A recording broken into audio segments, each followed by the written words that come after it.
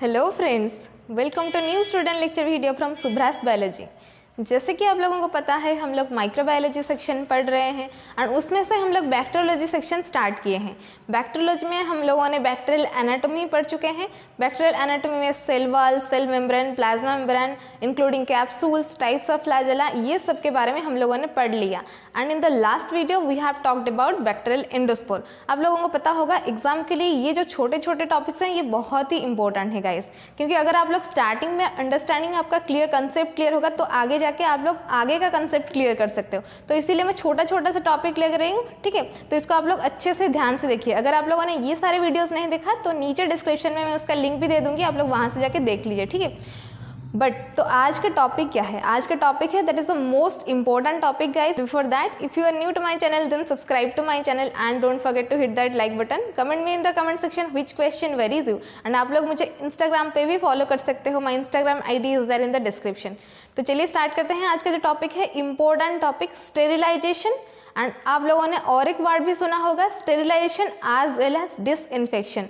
ये it is quite similar, मतलब meaning थोड़ा सा सिमिलर है बट इन दोनों में भी डिफरेंस है, राइट। तो what is sterilization? First of all ये आप लोगों के मन में ये क्वेश्चन आ रहा होगा कि स्टेरिलाइजेशन हम लोग क्यों करें।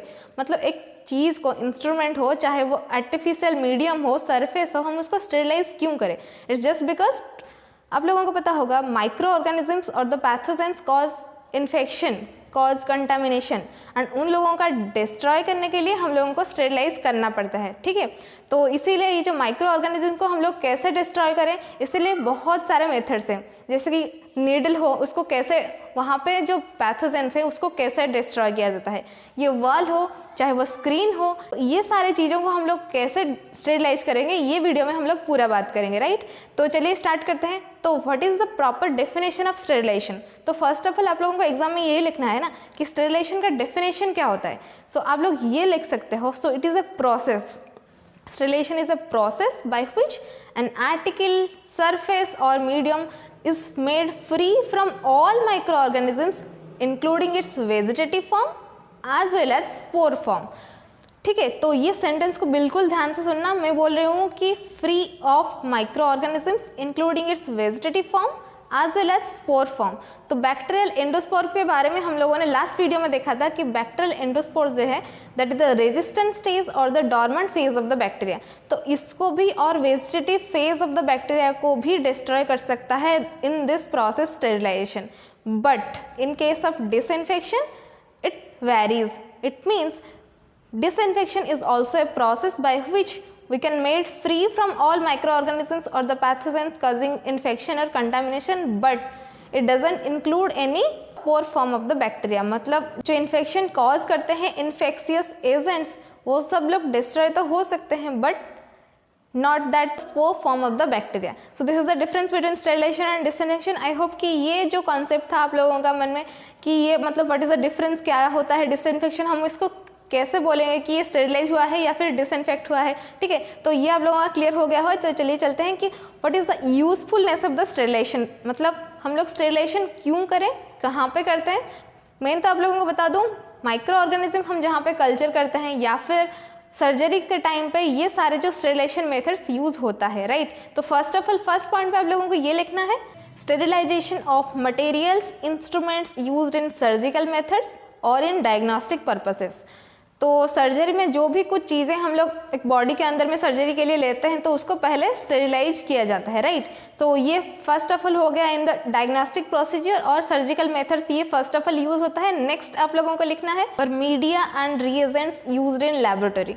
तो लैब में आप लोगों को पता होगा कल्चर मीडिया में हम लोग माइक्रो ऑर्गेनिजम्स को ग्रो करते हैं। तो अगर एक ही मीडिया में, एक ही प्लेट में हम लोगों ने माइक्रो ऑर्गेनिजम्स ग्रो कर दिया है तो नेक्स्ट टाइम उसको यूज करने से पहले उसको स्टेरिलाइज किया जाता है। इट्स जस्ट बिकॉज कि वहाँ से मतलब पहले प्रीवियस जो माइक्रो ऑर्गेनिज्म है वहाँ पे रुक ना जाए, ठीक है, क्योंकि हमको प्रॉपर स्पेसिफिक माइक्रो ऑर्गेनिज्म चाहिए, इन्फेक्शियस एजेंट चाहिए। तो अगर वो स्टेरिलाइज ना हो तो हम लोगों को कैसे पता चलेगा कि एक्चुअली सैंपल में कौन सा ऑर्गेनिज्म था, राइट। तो यहाँ पे लैब पे भी यूज होता है। एंड नेक्स्ट आप लोगों का food and drug manufacturing to ensure safety for contaminating organisms, right.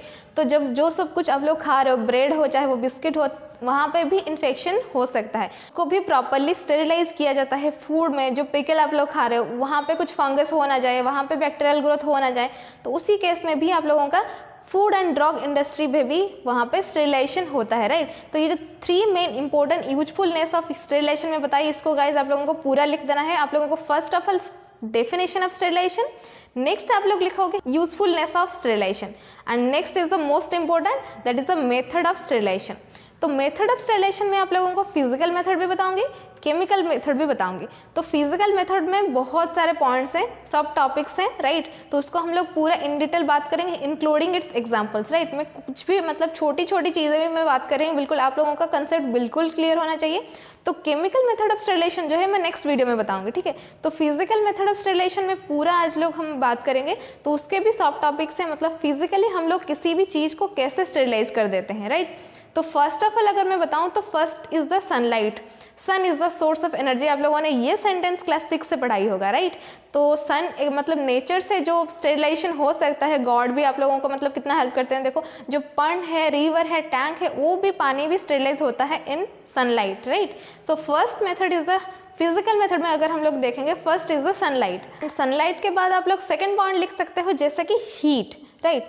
Heat is the most reliable and commonly employed method for sterilization. क्योंकि लोग घर पे भी उसके हीट करके आप लोग स्टेरिलाइज कर सकते हो। तो कैसे कर सकते हो, ये जो हीट है वो भी 2 टाइप से डिवाइड हुआ है, राइट। तो वो उसको थोड़ा मैं लेंदी बिल्कुल नहीं बनाऊंगी। आप लोग यहाँ पे जो स्कीमेटिक डायग्राम देख रहे हो, ठीक है, तो मैं यहीं पे बना के दिखाती हूँ। तो ये जो हीट है ये भी 2 टाइप से डिवाइड हुआ है, ड्राई हीट एक है और एक है मॉइस्ट हीट, राइट। तो ड्राई हीट यानी विदाउट मतलब any liquid, without using any liquid, we are heating that surface और medium and we are sterilizing that. अगर हम first method of dry heat sterilization देखेंगे, first is the red heat. तो अगर आप लोग ये वर्ड को डिफाइन करोगे, पहले से भी मैं आप लोगों को बताई थी और आज भी बता रही हूँ, कुछ भी चीज़ को अगर हम लोग उसका डिफाइन करना चाहें तो उसको वर्ड को डिफाइन करो, राइट। तो रेड हीट मतलब आप लोगों को पता होगा, अगर हम लोग कुछ हीट करते हैं तो वो रेड हो जाता है, ठीक है। कुछ याद आया, अगर आप लोग जब इनोकुलेट करते हो कल्चर मीडिया पे सेप्टिक कैबिन में, आप लोग जो वायर को क्या करते हो ना, वो जो लूप है उसको इनोकुलेशन फर्स्ट ऑफ ऑल करते हो मीडिया पे, उसके बाद उसको स्टेरिलाइज करने के लिए आप लोग बंसन बर्नर के ऊपर कुछ टाइम के लिए उसको रख देते हो and that becomes red hot. जब वो रेड हॉट बन जाए आप लोगों को पता चल जाता है दिस इज स्टेरिलाइज्ड, ठीक है। तो ये होता है रेड हॉट। मतलब ये एग्जांपल जैसे आप लोगों को मैं बताई, आप लोग जैसे कि टिप्स ऑफ फोर्सेप्स, नीडल्स या फिर इनोकुलेशन ऑफ लूप्स और वायर्स, इसको इसी मेथड से स्टेरिलाइज कर सकते हो, that is called as red heat. जब तक वो रेड ना बन जाए, रेड हॉट ना बन जाए, तो आप लोगों को पता नहीं चलेगा कि दैट इज स्टेरिलाइज्ड और नॉट स्टेरिलाइज्ड, ठीक है। तो रेड हीट के बाद हम लोग आते हैं next method, that is the flaming. तो इसको भी वर्ड को अगर आप लोग डिफाइन करोगे ना, तो आप लोगों को फिर से पता चल जाएगा गाइस, फ्लेम के ऊपर रखने को फ्लेमिंग कहते हैं ऑब्वियसली। तो फ्लेमिंग क्या मतलब होता है और कौन सी चीज़ को हम फ्लेमिंग मेथड से स्टेरिलाइज करते हैं। तो आप लोगों ने स्टेन तो किया ही होगा, हम लोग स्टेन के बारे में बिल्कुल पैथोलॉजी से लेके माइक्रोबायोलॉजी तक स्टेनिंग ही पढ़ रहे हैं, राइट। ग्राम स्टेन हो चाहे वो जेडन स्टेन हो, जेडन स्टेन यानी जिल निल्सन स्टेन, राइट। तो स्टेन के मतलब स्टेन करने से पहले वो जो फिक्स्ड स्मीयर रहता है इन द स्लाइड, हम लोग उसको क्या करते हैं ना, फ्लेम के ऊपर थोड़ा उसको ऐसे राउंड अप कर लेते हैं। दैट इज वो क्या होता है, that is a type of sterilization guys, that is called as flaming. Flame के ऊपर हम लोग जो कुछ टाइम के लिए, कुछ ही सेकंड के लिए हम लोग ऐसे जो करते हैं, that is called as flaming method से स्टेरिलाइज करना। फर्स्ट ऑफ ऑल आप लोगों को ग्लास स्लाइड हो गया, मतलब fix smear of slide. Next आप लोगों का आता है जो स्काल्पेल भी आप लोगों का यूज होता है, उसको भी आप लोग फ्लेमिंग मेथड से स्टेरिलाइज कर सकते हो। या फिर आप लोग को पता होगा माउथ्स ऑफ कल्चर ट्यूब्स, आप लोग जो कल्चर करते हो, जो ट्यूब में जो कल्चर करते हो, उसके ऊपर जो कर्टन रहता है, कर्टन का आप लोग जब निकालते हो इनोकुलेट करने के लिए, फिर उसके बाद उसको बंसन बर्नर के ऊपर थोड़े टाइम के लिए रख देते हो, ठीक है, कुछ ही सेकंड्स के लिए, ताकि वो जो surface mouth of the culture tips वो स्टेरिलाइज हो जाए। तो ये एक मेथड है जैसे कि हम लोग फ्लेमिंग मेथड से ये सारी चीज़ों को स्टेरिलाइज कर सकते हैं। ऐसा तो मैं कभी नहीं बोलूँगी कि माउथ सब कल्चर ट्यूब्स को आप लोग हॉट एयर ओवन में या फिर ऑटोक्लेव करके या फिर हीटिंग मेथड में उसको स्टेरिलाइज करें, राइट। तो ये सब तो गलत है। तो इसीलिए आप लोगों को बिल्कुल पता होना चाहिए कि आप कहीं आप एक स्टूडेंट हो, आप लैब पे काम करते हो, आपका अपना एक लैब है, तो आप लोगों को बिल्कुल ये पता होना चाहिए कि कौन से चीज़ को कैसे स्टेरिलाइज किया जाता है, राइट। तो ये फ्लेमिंग मेथड में हम लोग क्या करते हैं, मतलब रेड हीट होने का वेट नहीं करते, कुछ सेकंड के लिए बस फ्लेम के ऊपर रख देते हैं, that is called as flame. Next type is the incineration. Incineration, ये वर्ड आप लोगों ने क्लास 8-9 से भी सुना होगा। तो incineration is a method of dry heat sterilization, जहाँ पे हम लोग एक इंस्ट्रूमेंट यूज करते हैं that is called as incinerator. यहाँ पे क्या होता है ना, the things are burned into ashes, right. For example animal carcasses या फिर soil dressings, bedding and pathological materials, this all these things are sterilized by this incineration method, right। तो इस incineration method पे क्या होता है, चीज़ें को इंसिनरेटर के अंदर उसको बर्न किया जाता है ताकि it becomes ashes, right. Incineration के बाद हम लोग आते हैं in the last, that is the hot air oven. That is the most important topic guys. इसको आंख बंद करके उसको मतलब रट्टा मार लो, कंसेप्ट समझ लो, जो भी कर लो, ये क्वेश्चन आने ही वाला है, राइट। मतलब ये क्वेश्चन बिल्कुल आने ही वाला है इन 5 मार्क्स को, 10 मार्क्स को। उसका प्रिंसिपल, उसका टेम्परेचर, प्रेशर, इस पर क्या क्या चीज़ें स्टेरिलाइज करते हैं, because that is very much important. एक हॉट एयर ओवन है, नेक्स्ट ऑटोक्लेव है, ये दोनों क्वेश्चन बहुत ही इंपॉर्टेंट है, राइट। तो ऑटोक्लेव के बारे में बताऊंगी, but now first of all मैं हॉट एयर ओवन के बारे में बता देती हूँ। तो इसका जो टाइमिंग एंड टेम्परेचर, ये दोनों बहुत ही इंपॉर्टेंट क्वेश्चन है, चाहे वो ऑब्जेक्टिव हो, चाहे वो लॉन्ग क्वेश्चन हो, चाहे वो शॉर्ट क्वेश्चन हो, ये आप लोगों के एग्जाम में आने ही वाला है, राइट। तो इसका जो टेम्परेचर एंड उसका जो timing, that is the most important, ठीक है। तो इसका टेम्परेचर अगर आप लोग देखोगे, इसका जो होल्डिंग टाइम है 160 डिग्री सेल्सियस पे आप लोग उसको 2 आवर रख सकते हो, या फिर आप लोग टेम्परेचर को थोड़ा सा इंक्रीज करके टाइमिंग भी कम कर सकते हो, जैसे कि 170 डिग्री सेल्सियस पे आप लोग 1 आवर रख सकते हो, या फिर आप लोग 180 डिग्री सेल्सियस टेम्परेचर में अगर आप लोग रख रहे हो तो हाफ एन आवर में ये आप लोगों का स्टेरिलाइज हो जाएगा। तो क्वेश्चन ये आता है कि हम लोग क्या स्टेरिलाइज करें, हॉट एयर ओवन में हम लोग क्या स्टेरिलाइज करें, राइट। तो इस पे हॉट एयर ओवन पे हम लोग, जैसे कि आप लोगों को मैं पहले से बताया, ये इलेक्ट्रिकल फिटेड एक इंस्ट्रूमेंट है, तो इलेक्ट्रिकली यहाँ पे स्टेरिलाइज होता है। तो बहुत सारी चीज़ें जैसे कि glasswares like glass syringe, test tubes, flask, petri dishes, pipettes, ये सारी चीज़ें आप लोग स्टेरिलाइज कर सकते हो।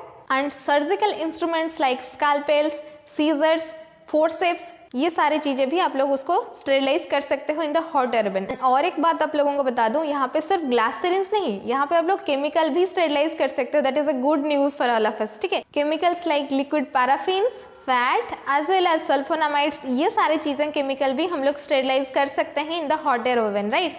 तो ये आप लोगों का एक आइडिया बन गया होगा हॉट एयर ओवन में हम लोग क्या क्या चीजें स्टेरिलाइज करते हैं, राइट। तो ये हो गया हम लोगों का hot air oven, temperature and time, क्या क्या उसको स्टेरिलाइज करते हैं। यहीं पे आप लोगों का ड्राई हीट स्टेरिलाइजेशन बिल्कुल खत्म हो जाता है, राइट। तो नेक्स्ट हम लोग आते हैं मॉइस्ट हीट स्टेरिलाइजेशन के ऊपर। तो मॉइस्ट हीट स्टेरिलाइजेशन क्या होता है, वहाँ पे क्या क्या चीज़ें स्टेरिलाइज होते हैं। मॉइस्ट हीट स्टेरिलाइजेशन में हम लोग 3 मेथड से करते हैं, जैसे कि at a temperature below 100 degree Celsius, at a temperature of 100 degree Celsius, at a temperature greater than 100 degree Celsius. इसको ऐसा ही याद रखना है ताकि ये आप लोगों को जल्दी याद आ जाए, ठीक है। तो अगर आप लोग देखोगे at a temperature below 100 degree Celsius, तो बिलो 100 डिग्री सेल्सियस में हम लोग कैसे स्टेरिलाइज कर सकते हैं और क्या क्या कर सकते हैं, राइट।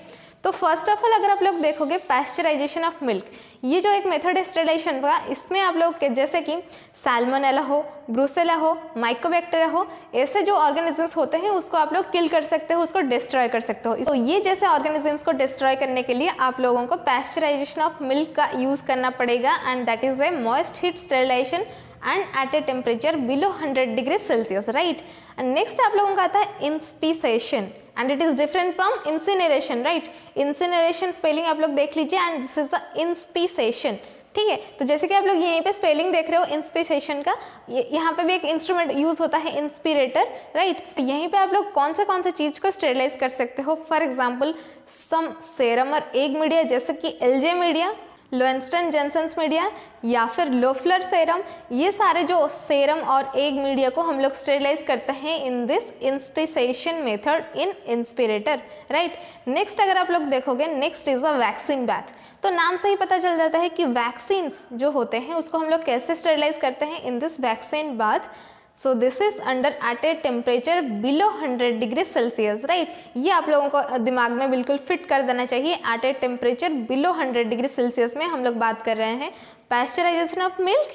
नेक्स्ट हम लोगों का आ गया इंस्पीसेशन, नेक्स्ट हम लोगों का आ गया vaccine bath. So bacterial vaccines are sterilized in this vaccine bath under 60 degree Celsius, that is below 100 degree Celsius, right.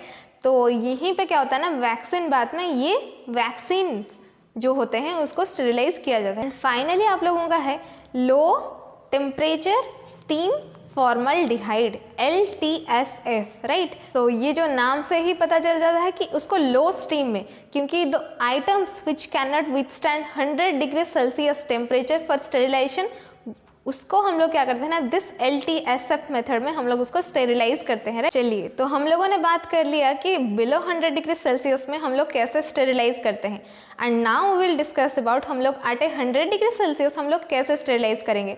तो यहाँ पे भी कुछ प्रोसीजर्स हैं, यहाँ पे भी कुछ मेथड्स हैं, मैं आप लोगों को बताऊंगी। जैसे कि अगर इस पे आप लोग एट 100 डिग्री सेल्सियस आप लोग उसको हिट करते हो, then we can sterilize the things और इंस्ट्रूमेंट और द मटेरियल्स, राइट। तो फर्स्ट ऑफ ऑल मैं यहाँ पे बताऊंगी बॉइलिंग फॉर 10 to 30 मिनट्स में किल all the pathogens, but this is not the most commonly used method, क्योंकि यहीं पे वेजिटेटिव फॉर्म तो उसका डिस्ट्रक्शन हो जाता है, बट स्पोर फॉर्म का डिस्ट्रक्शन नहीं होता।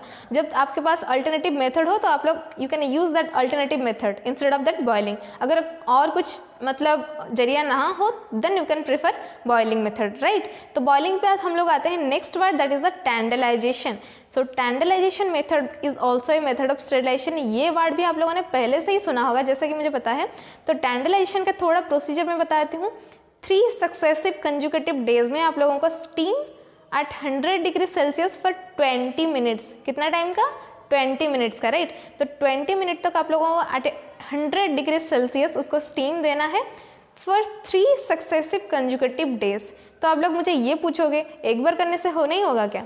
नहीं होगा, बिकॉज फर्स्ट हीटिंग में आप लोगों का फर्स्ट जो स्टीम दे रहे हो आप उसको, उस पर क्या होगा ना, उसका जो vegetative form of the bacteria will be killed, and in the interval second day आप लोगों का क्या होगा ना, सेकेंड टाइम आप लोग जब स्टीम दोगे उसको, तो सेकेंड टाइम में जो भी जितने भी स्पोर फॉर्म होंगे वो जर्मिनेट कर जाएंगे in the vegetative form. Next day वो वेजिटेटिव फॉर्म भी किल हो जाएगा, एंड थर्ड डे में फाइनली एवरीथिंग जो भी कुछ था स्पोर फॉर्म वेजिटेटिव फॉर्म में जर्मिनेट हो जाएगा and vegetative form will be killed. तो ऐसे ही मेथड में हम लोग टैंडलाइजेशन मेथड पे भी स्टेरिलाइज कर सकते हैं, राइट। तो आप लोग ये पूछोगे टैंडलाइजेशन मेथड में हम लोग क्या क्या स्टेरिलाइज करें। Is used for sterilization of egg, serum और sugar containing media which is destroyed in autoclaving. तो ऑटोक्लेव क्या है, उसके टेम्परेचर टाइमिंग के बारे में भी मैं नेक्स्ट बताऊंगी, बट ऑटोक्लेव में जो जो चीज़ें डिस्ट्रॉय हो सकते हैं उसको हम लोग क्या कर सकते हैं, eight a temperature of 100 degree Celsius हम लोग उसको टैंडलाइजेशन कर सकते हैं, जैसे कि एग मीडिया हो, सेरम और शुगर मीडिया हो, राइट। फाइनली मैं जिसके बारे में बात कर रही थी वहाँ पे आके हम लोग पहुँच गए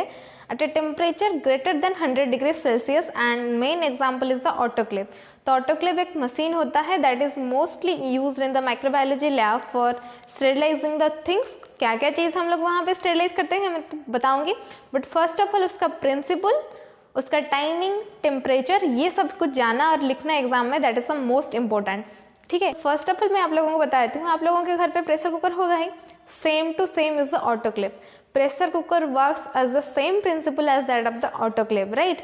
तो मतलब जैसे कि आप लोगों को पता होगा हम लोग कुछ पानी देते हैं, फिर क्या होता है ना, वो स्टीम में कन्वर्ट हो जाता है when it is at a temperature greater than 100 degree Celsius, and that helps to kill the micro organisms और द पैथोजेंस, राइट। तो इसका एक पर्टिकुलर टेम्परेचर है, पर्टिकुलर प्रेशर है, as well as particular timing भी है। फॉर एग्जाम्पल अगर आप लोग इसको देखोगे, नोट कर लो, टेम्परेचर होगा 121 डिग्री सेल्सियस, राइट। ये ऑब्जेक्टिव क्वेश्चन में भी आ सकता है, this is very much important, मैं बार बार रिपीट कर रही हूँ, ठीक है। तो उसका प्रेशर जो रहेगा 15 IB पर स्क्वायर इंच, एंड इसका जो टाइमिंग रहेगा 15 मिनट टाइमिंग रहेगा, ठीक है। कॉमनली जो हम लोग यूज़ करते हैं टाइमिंग एंड टेम्परेचर तो यही है। अगर आप लोग चाहो उसको होल्डिंग टाइम को भी थोड़ा कम कर सकते हो। आप लोग कैसे कर सकते हो, 126 डिग्री सेल्सियस पे अगर आप लोग 20 IB पर स्क्वायर इंच लोगे उसका प्रेशर, एंड टाइमिंग आप लोग 10 मिनट में उसको स्टेरिलाइज कर सकते हो। एंड अगर आप लोगों को थोड़ा सा जल्दी चाहिए, 3 मिनट में चाहिए, तो आप लोग क्या उसको टेम्परेचर फिर से इंक्रीज कर सकते हो। एट 133 डिग्री सेल्सियस पे आप लोग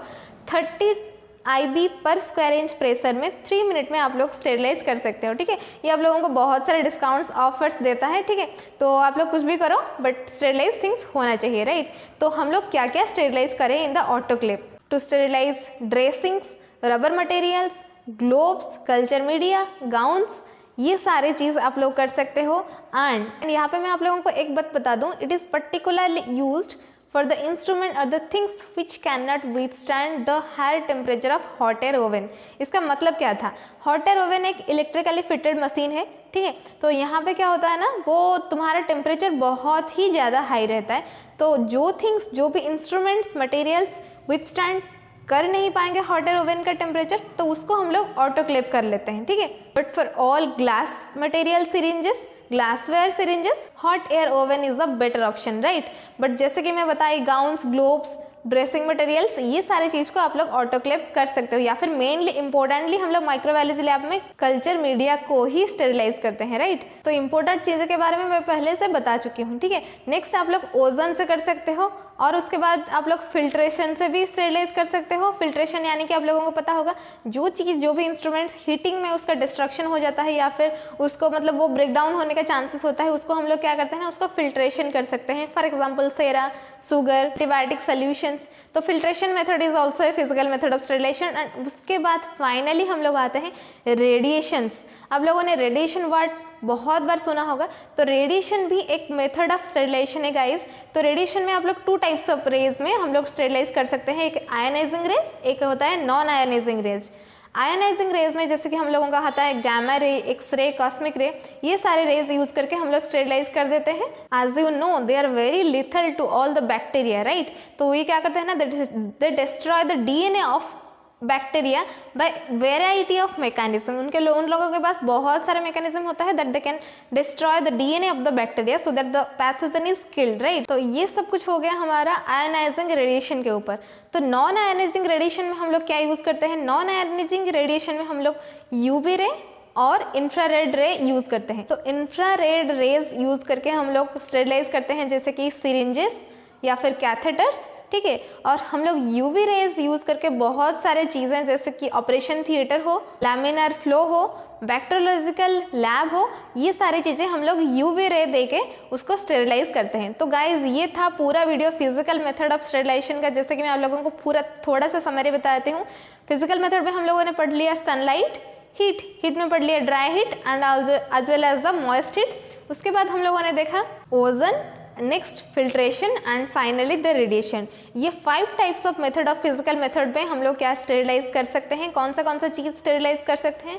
एंड ये 2 नंबर 2 इंपॉर्टेंट क्वेश्चन है, that is the hot air oven and as well as the autoclave, ठीक है। तो ये था पूरा video physical method of sterilization का। अगर आप लोगों को ये वीडियो अच्छा लगा then don't forget to hit that like button. And अगर आप लोगों को कुछ डाउट लगता है then don't worry, you can comment me in the comment section, या फिर आप लोग मुझे इंस्टाग्राम पे भी फॉलो कर सकते हो। My Instagram ID is there in the description, ठीक है। तो पैथोलॉजी का वीडियो हो, साइटोपैथोलॉजी का, हिस्टोपैथोलॉजी का वीडियो, या फिर पैरासाइटोलॉजी का वीडियो, इम्यूनोलॉजी का वीडियो, आप लोगों को इसमें डाउट है तो मेरे चैनल पे वो सारा जो लिंक है मैं उसके दे दूंगी। तो यहाँ से जाके आप लोग पूरा DMLT का जो सिलेबस है उसको अच्छे से कंप्लीट कीजिए। एग्जाम सेमेस्टर एग्जामिनेशन को भी अच्छे से कंप्लीट कीजिए। उसके बाद जो आप लोगों का एग्जामिनेशन है, entrance examination for state government हो, सेंट्रल गवर्नमेंट हो, उसको भी क्लियर कीजिए। All the best for your exam, right. तो फिर मिलते हैं in the next video in the chemical method of sterilization पे। Thank you.